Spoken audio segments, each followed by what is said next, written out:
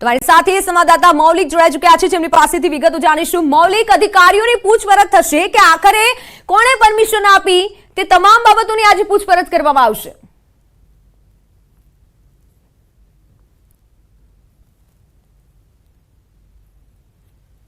અને એની સાથે એની મીટિંગ જે છે એસઆઈટીની તે મીટિંગ મળી રહી છે અને મીટિંગ બાદ અત્યારે હાલ એવું ક્યાંક સામે આવી રહ્યું છે કે રાજકોટ અગ્નિકાંડમાં સમાયેલા તત્કાલીન કમિશનર જે છે તેની પણ પૂછપરછ કરવામાં આવી શકે છે। સાથે સાથે જે સ્પોટ ઉપર હાજર હોનાર જેમના વિસ્તારમાં આવનાર આઈપીએસ અધિકારી જે છે તેમની પણ આગામી સમયમાં પૂછપરછ થઈ શકે છે।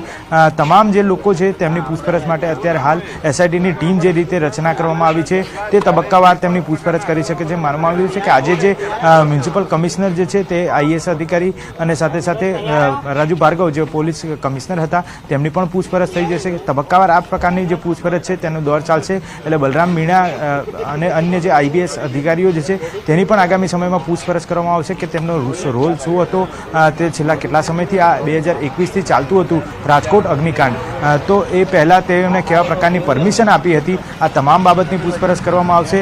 જો સંતોષકારક જવાબ નહીં મળે અથવા તો તેમની ક્યાંક હિલચાલ જે છે તે શંકાસ્પદ દેખાશે તો કાયદેસરની ધરપકડ કરવા માટે પણ પોલીસ જે છે તે આગળની તજવીજ હાથ ધરશે। બિલકુલ બિલકુલ મૌલિક, પરંતુ જો કોઈ એવું કંઈ નીકળે છે કે કોઈ પણ અધિકારીનો વાંક નીકળે છે તો કેવા પ્રકારના પગલાં લેવામાં આવશે? કારણ કે આ ઘટના મોટી છે, કાયદેસર અને કડક પગલાં લેવા જોઈએ।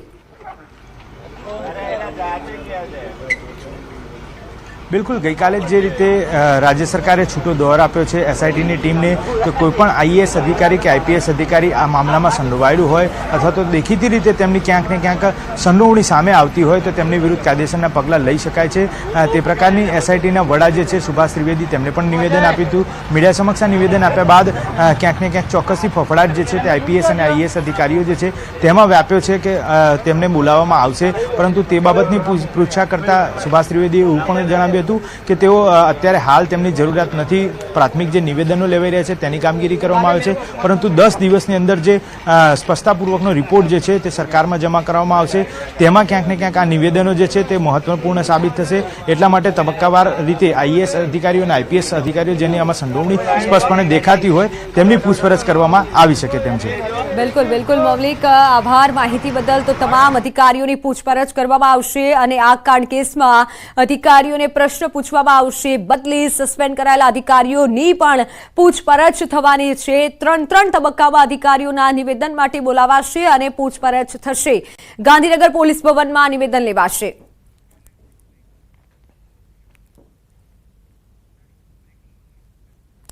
મહત્વના સમાચાર રાજકોટથી। આ કાંડ બાદ શિક્ષણ વિભાગ હરકતમાં આવ્યું છે।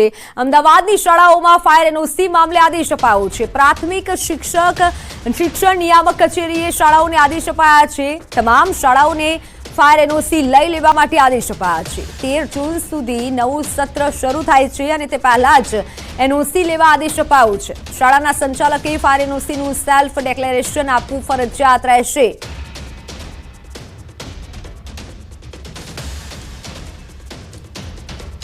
ત્યારે આ તરફ રાજકોટ આ કાંડ બાદ શિક્ષણ વિભાગ હવે હરકતમાં આવ્યું છે અને અમદાવાદની શાળાઓમાં ફાયર એનઓસી મામલે આદેશ આપવામાં આવ્યા છે કે જે પણ શાળાઓ હોય કે જ્યાં ફાયર એનઓસી ન હોય તે તમામ શાળાઓની પૂછપરછ થશે અને તમામ શાળાઓને આદેશ આપવામાં આવ્યા છે કે ફાયર એનઓસી લઈ લે। 13 જૂન નવું સત્ર શરૂ થાય તે પહેલા જ ફાયર એનઓસી લેવી પડશે।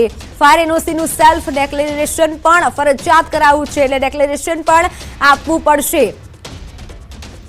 સવારે 10:54 વાગે ન્યૂઝ સિટી ગુજરાતી પર આ કાંડનું પોસ્ટમોર્ટમ તમે જોઈ શકો છો। પ્રાથમિક શિક્ષક નિયામક કચેરી ખાતે હાલ તમામ જે છે તે આદેશ આપી દેવામાં આવ્યા છે। ફાયર એનઓસી લેવા માટે આદેશ આપવામાં આવ્યા છે।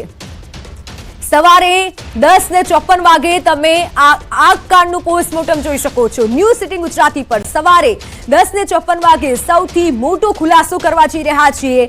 આ કાંડમાં અત્યાર સુધીનો સૌથી મોટો ખુલાસો થશે। આ કાંડનું પોસ્ટમોર્ટમ, જી હા, ન્યૂઝ સિટી ગુજરાતી પર સવારે 10:54 વાગે સૌથી મોટો ખુલાસો તમે જોઈ શકશો। એ ખુલાસો આ કાંડનો કે જે 10:54 વાગે અમે કરવા જઈ રહ્યા છીએ। રાજકોટ આ કાંડ કે જેમાં 30 જેટલા લોકો હોમાયા છે, 28 જેટલા લોકો હોમાયા છે, તે તમામ લોકો કે જેના ન્યાય માટે લોકો અત્યારે ઝંખી રહ્યા છે, તેમના પરિવાર ન્યાય માટે ઝંખી રહ્યા છે।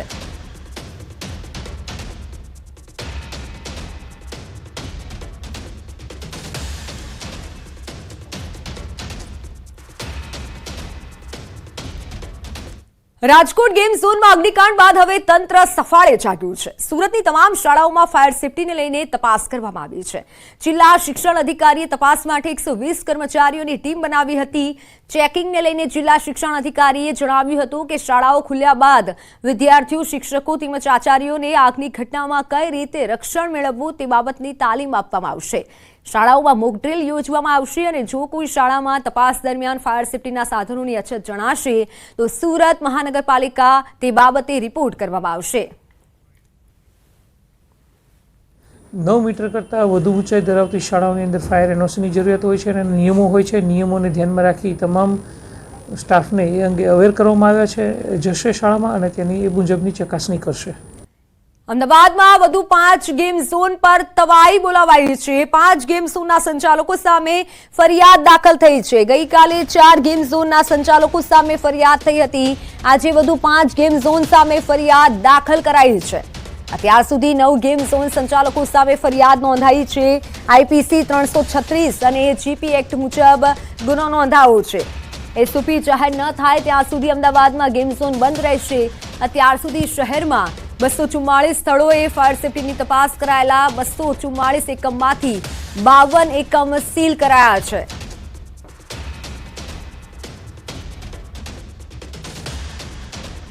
અમદાવાદમાં વધુ 5 ગેમ ઝોન પર તવાઈ બોલાવાઈ છે, બંધ કરાવાયા છે. ગઈકાલે 4 ગેમ ઝોનના સંચાલકો સામે ફરિયાદ નોંધાવાઈ હતી. ગેમ ઝોનના સંચાલકો સામે ફરિયાદ નોંધાવાઈ છે કારણ કે ગેમ ઝોનમાં જે પૂરતા નિયમો હોય તે નિયમો નથી જોવા મળ્યા. એસઓપી જાહેર ન થાય ત્યાં સુધી આ ગેમ ઝોન બંધ રહેશે. અમદાવાદમાં વધુ 5 ગેમ ઝોન પર તવાઈ બોલાવવામાં આવી છે. ફાયર વિભાગ અત્યારે કામ કરી રહ્યું છે, તપાસ કરવામાં આવી રહી છે. અત્યાર સુધી 240 સ્થળોએ ફાયરની તપાસ કરવામાં આવી છે. તપાસ કરાયેલા 240 એકમોમાંથી 44 એકમોમાંથી 24 એકમો પર તવાઈ બોલાવાઈ છે. વાત વડોદરાની. વડોદરામાં 8 ગેમ ઝોનના માલિકો પર તવાઈ બોલવામાં આવી. લાયસન્સ ન લેનાર 8 ગેમ ઝોન સંચાલકો સામે ગુનો નોંધાયો છે. મોલમાં આવેલા ગેમ ઝોનના સંચાલકો સામે કાર્યવાહી. પોલીસ પાસેથી પરફોર્મન્સ લાયસન્સ મેળવ્યું ન હતું. કેટલાક ગેમ ઝોન સંચાલકો પાસે ફાયર એનઓસી ન હતું.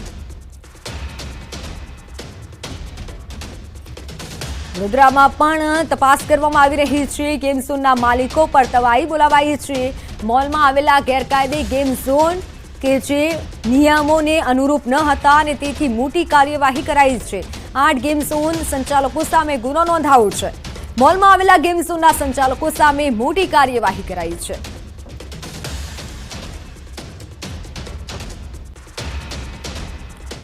પોરબંદર જિલ્લા વહીવટીતંત્રએ પણ શહેરના તમામ કોમર્શિયલ સ્થળોએ ચેકિંગ હાથ ધર્યું છે. પોરબંદર છાયા નગરપાલિકાના અધિકારીઓ, પીજીવીસીએલના અધિકારીઓ તથા પોલીસની ટીમે સિનેમાઘરો, મોલ તથા ટ્યુશન ક્લાસીસમાં ફાયર સેફટીને લઈને ચેકિંગ કર્યું હતું. મોટાભાગના ટ્યુશન ક્લાસીસમાં ફાયર સેફટીને લગતા સિલિન્ડર એક્સપાયરી ડેટવાળા જોવા મળ્યા હતા. શહેરની અનેક ખાનગી હોસ્પિટલમાં પણ ફાયર સેફટીનો અભાવ જોવા મળ્યો હતો. પાલિકાએ તમામ સામે વધુમાં વધુ કડક કાર્યવાહી કરવા માટે હાથ ધરી છે તપાસ.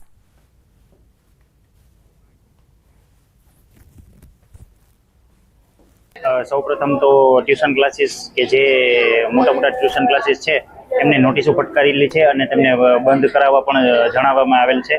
આજરોજ ડ્રીમલેન્ડ સિનેમા વાળું બિલ્ડિંગ, ખાપટનું મલ્ટીપ્લેક્સ સિનેમા વાળું બિલ્ડિંગ, વી માર્ટ વાળું બિલ્ડિંગ, ટોમા વાળું બિલ્ડિંગ, આ 4 બિલ્ડિંગ આજે અમે ચકાસણી કરેલી છે. બરાબર. અને એનો જે ચેકલિસ્ટ ભરવાનું હતું એ ચેકલિસ્ટ ભરેલું છે. રાજકોટ ગેમ ઝોન અગ્નિકાંડની ઘટનાના ઘેરા પ્રત્યાઘાત પડ્યા છે. રાજ્યનું વહીવટી તંત્ર હોય કે નાગરિકો હોય, તમામ લોકો ફાયર સેફટીને લઈને જાગૃત બન્યા છે. કંપની હોય કે પેટ્રોલ પંપ તેમજ મોટી બિલ્ડિંગમાં ફાયરને લગતી બોટલોની ચકાસણીની તપાસ કરાઈ રહી છે. તો બીજી તરફ ફાયરના સાધનોનું વેચાણ પણ વધ્યું છે. આ અંગે ન્યૂઝ 18ની ટીમે ફાયરના સાધન વેચતા વેપારીઓ જોડે વાતચીત કરી. તેમણે જણાવ્યું કે શાળા અને ક્લાસીસ વપરાતા ફાયર બોટલની 50% ઇન્ક્વાયરી વધી છે. તો હોટલ તેમજ હોસ્પિટલમાં 30 થી 40% ડિમાન્ડ વધી છે અને પેટ્રોલ પંપ પર ફાયર સાધનોની 60% ડિમાન્ડ વધી છે. અત્યારે સ્કૂલ્સ, હોસ્પિટલ્સ, પછી પેટ્રોલ પંપ અને રેસિડેન્શિયલ એરિયાઝ અને હોસ્પિટલ્સની જે ઇન્ક્વાયરીઓ વધેલી છે, પાવડર ટાઈપ ફાયર એક્સટિંગ્યુશર્સ અને CO2 ટાઈપ ફાયર એક્સટિંગ્યુશર્સ યુઝ કરીએ છીએ. આ બે રેસિડેન્શિયલ્સમાં મોટા પ્રમાણમાં યુઝ થાય છે. એના પછી આપણે જોઈશું કે શાળામાં આપણે ABC CO2 સિવાય વોટર ટાઈપ ફાયર એક્સટિંગ્યુશર્સ પણ યુઝ થાય છે, જે આપ જોઈ શકો છો. તદુપરાંત એના પછી હોસ્પિટલ્સ બિલ્ડિંગ્સમાં અત્યારે CT સ્કેન અને MRI રૂમ માટે special purpose non magnetic fire એક્સટિંગ્યુશર્સ આવેલા છે, જે CT સ્કેન અને MRI રૂમ માટે યુઝ થાય છે. એમાં લિક્વિફાઈડ ક્લિનિજન ગેસ વપરાય છે. પેટ્રોલ પંપમાં આપણે mechanical form type ABC CO2 સિવાય મિકેનિકલ ફોર્મ પણ યુઝ થાય છે, જે લિક્વિડ ફાયર માટે યુઝ થાય છે. જે આપ જોઈ શકો છો કે પેટ્રોલ પંપમાં આ મોટી કેપેસિટીના પણ સિલિન્ડર્સ આપણે મૂકવામાં આવે છે. એટલે પેટ્રોલ પંપમાં શું છે કે હાઈ હઝાર્ડિયસ ફાયર હોય છે, એટલે એક્સટિંગ્યુશરની કેપેસિટી વધી જાય છે.